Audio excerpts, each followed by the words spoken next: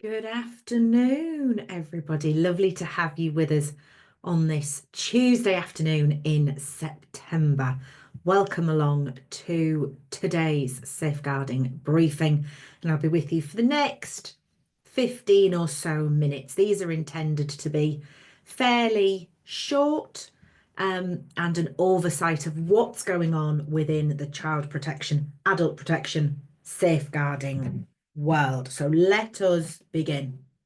Lovely to have you with us. Um, if you've never come across us before, then the Safeguarding Association works predominantly with providers who work with 16 to 24-year-olds. It's a delightfully fudgy age range when it comes to legislation and guidance, and my legal brain loves it. So I'm Kate Flounders. I am your host for today's safeguarding briefing. I have a lot of experience in child protection and adult protection. I've been working within the HE sector and apprenticeship sector for about the last decade. I'm also a trustee and independent safeguarding chair, auditor, and a whole wealth of other things, which means I get to see the day-to-day of what's going on and what's impacting you in your work with this particular age range. So the way that this afternoon is going to work, move yourself somewhere quiet. I think I've got a dog trying to get into my office. If you've got some questions, then please use the Q&A function if you do. Now, we work in three parts. We'll do an overview, and then we'll look at the legislation. We'll look at the reports, the guidance, then the legislation.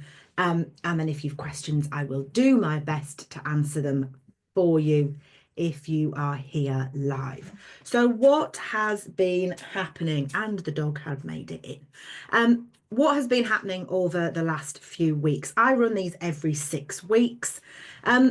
We're back. Education in terms of the academic year is back, though if you work within an apprenticeship provision, I'm aware you don't get a summer holiday as it is, because your cohorts roll on, roll off throughout the year.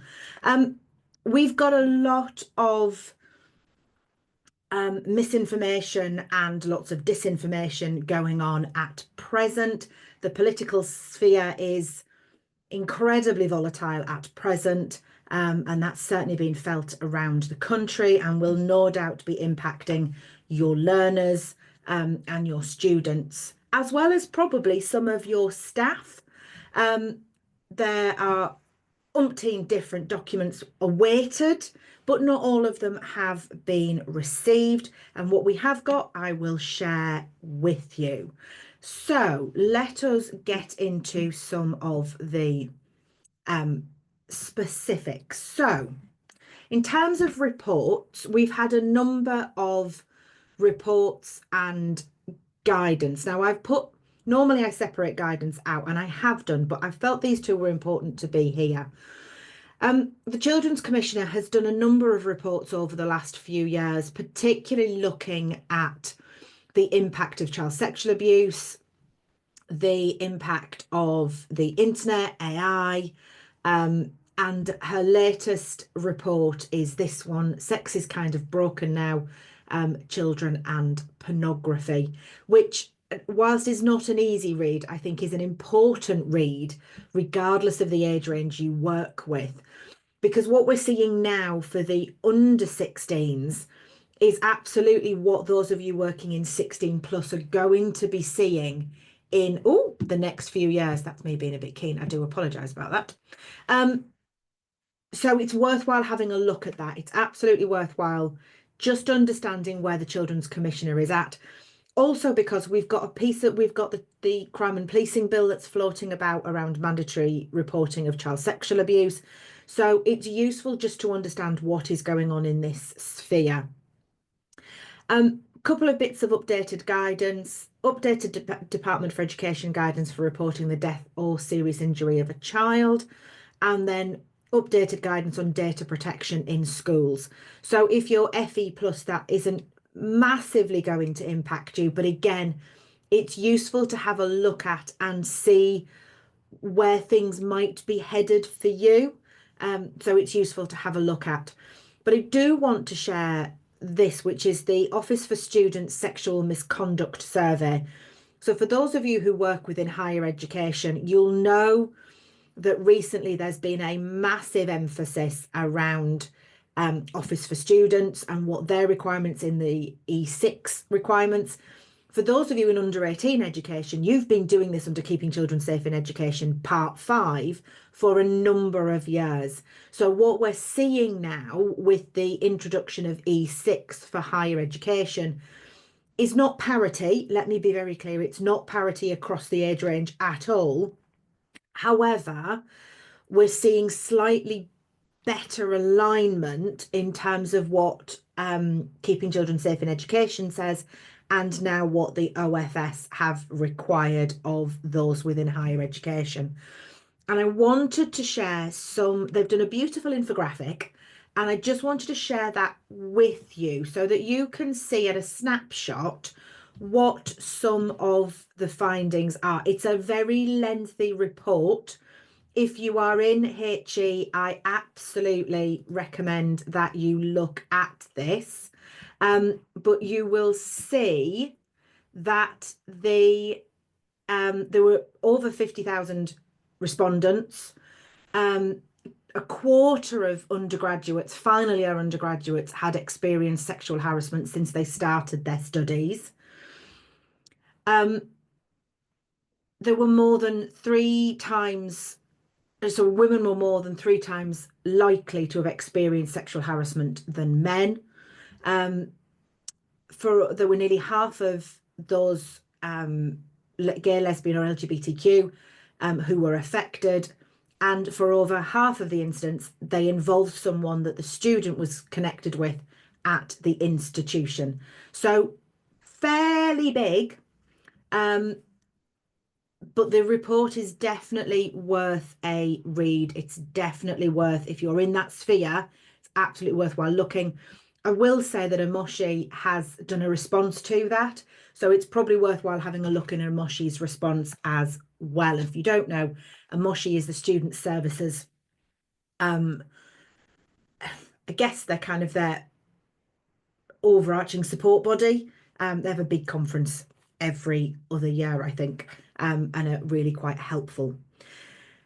So in terms of guidance, don't have oodles of guidance just yet, but we do have the biggie, which is Keeping Children Safe in Education. And that was published, it was later than usual this year. It came out June time, back end of June. And the big changes that those of us who watch this were expecting just didn't arrive. We've had some smaller amendments within the document, which I'll touch on in a moment. But as yet, the expected changes to Keeping Children Safe in Education following a massive consultation last year just have not arrived. So I am anticipating that with some of the legislative changes we're expecting, things like the Crime and Policing Bill, which includes mandatory reporting of child sexual abuse, and some changes to other bits and pieces around AI and things like that. I'm expecting we'll have some updates, some fairly substantial updates next year in relation to Keeping Children Safe in Education. There are a few bits that are updated, and the one I really want to share with you is around the online safety element. And they've added in a couple of other areas. So in terms of content, it's adding in elements around misinformation, disinformation, and conspiracy theories. The one I think they're missing, and I'm not sure why it's not there, unless they're including it under mis or disinformation, is propaganda. In the current political climate, we are seeing an awful lot of that starting to emerge. There's an awful lot of that online.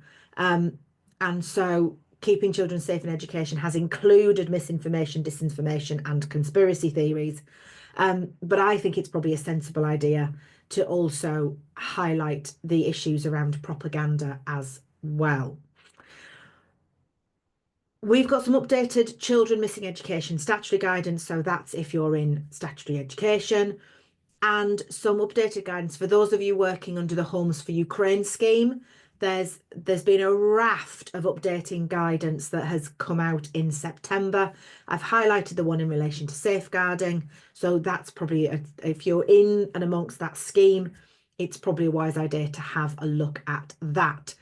However, big news, the government announced in August that they are going to give us an updated definition on what they call honour-based abuse, and we're expecting some statutory guidance around honour-based abuse as well. So how to deal with it, all of those kind of things.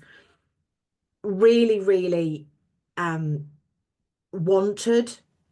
No timescales yet as to when that will be published, but I wanted to highlight it so that you have it on your radar.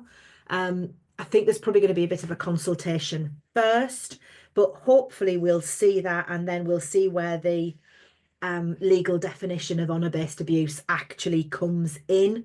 I don't know which piece of legislation they're going to put that into, or if they're going to create a new one. So we'll just have to watch this space and see what comes. So that's where we're at in terms of guidance. And then there isn't really an awful lot in terms of legal updates for the safeguarding world, because there's just lots of bills. We've got lots and lots of bills before Parliament that I've talked about previously. But I did want to highlight this new sentencing bill, which is going to introduce a requirement that where there is a sentence being passed down, the judge should state that it's domestic abuse when domestic abuse is present. And remember, we've got the offence under the Domestic Abuse Act 2021. So now this will specifically amend the sentencing regulations and legislation so that domestic abuse can be a specific offence and can be tracked then. So what it will mean, hopefully, is that we are better able to understand the numbers of convictions around domestic abuse. At the moment, unless there's something in the judgment, the sentences don't always say domestic abuse. They're usually around GBH, ABH, coercive and controlling behaviour, possibly, if we're lucky. Remember, that was a specific offence back in 2015, so 10 years ago now. It may be that it's financial, it might be fraud, things like that. So now we've got, hopefully when this bill goes through Parliament, we'll have a new finding that can be tracked, that can have data published around it when the criminal courts do their regular publishing of statistics.